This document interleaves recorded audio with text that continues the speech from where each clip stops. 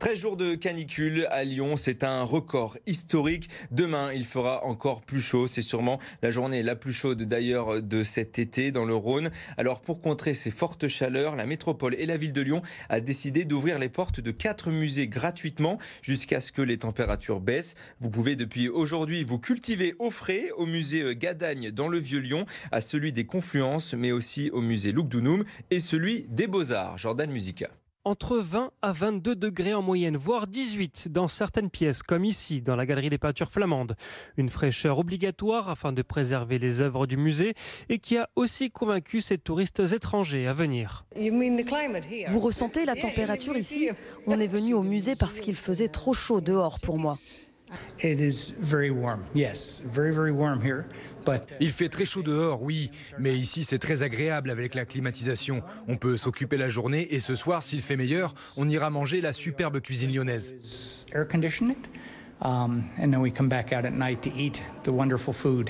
Si beaucoup ont modifié leur plan à cause de la météo, pour ces touristes passionnés d'art et qui viennent dans ce musée pour la première fois, c'est un peu comme joindre l'utile à l'agréable. Je voudrais échapper le chaleur et avoir des arts extraordinaires. C'est une bonne combinaison, je pense. Ici, cette fois, il y a ce musée incroyable. Autant grand, beaucoup de choses d'Égypte. Les fortes chaleurs puis la canicule ont dopé la fréquentation par rapport à l'an dernier. Plus 26% en juillet, plus 29% en ce mois d'août. Le musée qui souhaite ainsi attirer un public nouveau. On espère que des visiteurs qui ne viennent pas habituellement pourraient profiter de la gratuité et de la fraîcheur des salles pour venir et découvrir nos collections en effet. Vous avez donc jusqu'à dimanche pour profiter gratuitement de la fraîcheur des lieux, mais aussi de l'exposition consacrée au peintre américain Robert Guinan. Les restaurateurs souffrent de la chaleur en ce moment. Il y a de moins en moins de monde sur les terrasses. Certains plats ne donnent plus envie quand il fait 40 degrés dehors en plein soleil. Alors dans le 6e arrondissement de Lyon, un restaurant Chère Cousine Bagels a changé ses horaires d'ouverture. Le premier service se fait 1 heure plus tôt et le restaurant ferme à 14h au lieu de 16h. Jade Lanier. Ça va, t'as pas trop chaud? T'as assez bu? Travailler 2 heures de moins pour éviter les fortes chaleurs, c'est ce qu'a décidé de faire ce restaurant de bagels. Sans climatisation, cuisiner durant la canicule est devenu très compliqué pour ses employés. L'idée c'était vraiment de réduire nos horaires d'ouverture, principalement pour nous, pour notre équipe. Tout est source de chaleur, les frigos, la machine à glaçons derrière. Même si la vitrine est réfrigérée, forcément ça génère aussi de la chaleur au niveau de la ventilation. Fermer plus tôt était donc la seule solution pour ce restaurant. Et lorsqu'on demande aux clients ce qu'ils pensent des nouveaux horaires et s'ils sont prêts à bousculer leurs habitudes. J'étais pas au courant, mais si j'avais été au courant, je pense qu'on serait venu plus tôt. Parce que du coup, ça nous aurait permis d'avoir peut-être un peu moins chaud. Je pense pas que ça aurait fait une grosse différence, mais ça permet aux gens de pouvoir se déplacer plus tôt. Et du coup, ils n'ont pas la chaleur qui est écrasante à l'heure de pointe du coup. Si ça permet aux gens de pouvoir travailler dans des meilleures conditions, c'est mieux pour eux. Puis après, ça nous adapter pour venir dans les périodes où c'est moins chaud, entre 11h et 14h. Je pense que c'est très bien. Si ça va permettre d'avoir plus de clients, moi je ne savais pas et je n'étais pas au courant, mais ça n'a pas changé mes habitudes. Je pense que c'est quelque chose à essayer. Après, voir si ça a un réel impact sur leur clientèle, si ça augmente leur fréquentation. Fermé à 14h au lieu de 16h reste temporaire pour le restaurant. Une mesure qui durera jusqu'à ce vendredi inclus. Adapter les horaires de travail fait d'ailleurs partie des recommandations du ministère de la Santé. Et ce soir, c'est le début du festival Woodstower jusqu'à ce dimanche. Ça sera la fête du côté du parc Miribel-Jonage. Mais il y a quelques restrictions puisqu'avec la canicule, des mesures ont été instaurées pour prendre soin des festivaliers. Le festival est donc maintenu, mais l'ouverture des portes a été décalée d'1 heure, 18h30 au lieu de 17h30. La vente d'alcool se fera à partir de 19h. 2 concerts ont été annulés ce soir. El Valency et Diora. El Valency, c'est ce soir. Dorian commissariat, ça sera demain. Il a été donc annulé. Un dispositif canicule est mis en place avec des maraudes pour surveiller les festivaliers. Il y aura des distributions de bouteilles d'eau. La sécurité a été renforcée. Le festival autorise les festivaliers à prendre des gourdes, des parasols ou encore des bouteilles en plastique personnel. Et pour la journée de vendredi, rien n'a été arrêté encore. La situation peut évoluer en fonction des températures.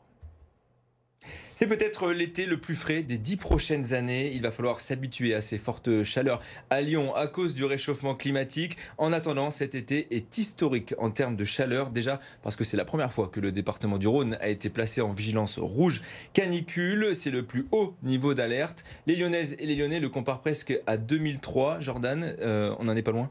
Oui, ils ont raison, même si la canicule de 2003 n'avait pas duré aussi longtemps. En 2003, on avait sué pendant 11 jours. Là, cette année, la canicule, elle frappe le Rhône depuis le 11 août et elle devrait s'arrêter vendredi avec l'arrivée des orages.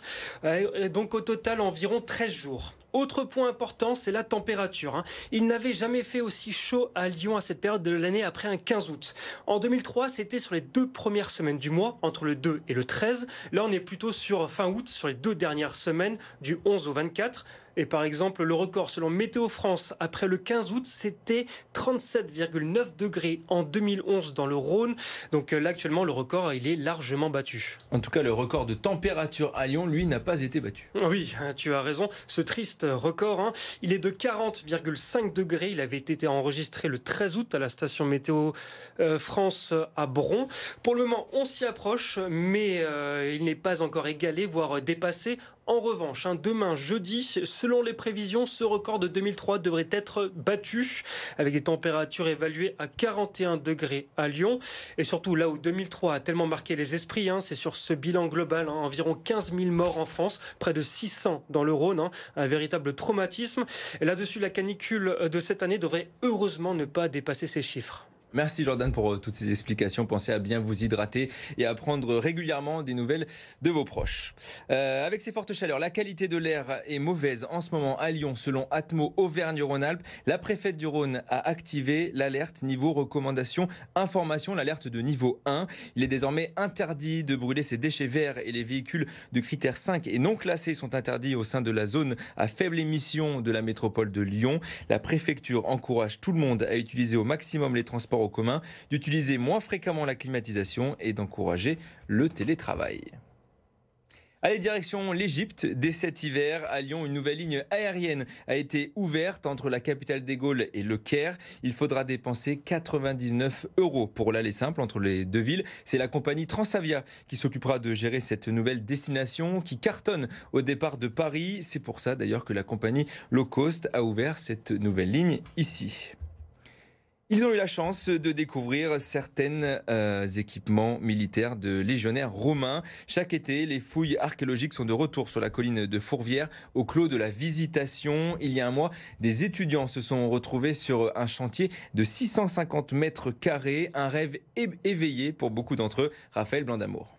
Ici, on a de la tuile et puis ici, fragment d'amphore. Pour ces étudiants en archéologie, c'est leur tout premier chantier. Un moment forcément magique.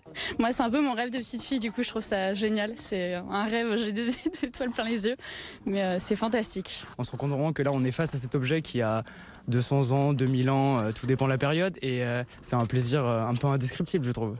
Un plaisir qui arrive à son terme. Lancé en 2019, ce projet de fouille s'est arrêté en juillet dernier. Plus les jours passent, plus l'appréhension arrive de est-ce qu'on aura le temps de tout finir et de tout fouiller avant de refermer le site. Terrain d'affrontement au IIe siècle après Jésus-Christ, cette caserne romaine a tenu toutes ses promesses. Ces fouilles ont permis de mettre à jour près de 350 pièces d'armement et d'équipements militaires. Et ça fait partie aujourd'hui des lots les plus conséquents découverts à l'échelle de l'Empire romain. Et c'est particulièrement intéressant pour nous puisque ça nous permet d'observer la diversité de l'armement des légionnaires, leur évolution dans le temps et donc de mieux percevoir aussi les techniques de combat, de défense de ces troupes romaines. Outre ces vestiges, un rempart gaulois se trouverait sous terre. Une preuve supplémentaire de l'intérêt de ceux-ci. Et la présence de ces bâtiments et de cette structure défensive, tout doucement en tout cas, nous permet de proposer de manière de plus en plus concrète en tout cas la présence d'une véritable ville gauloise à Lyon.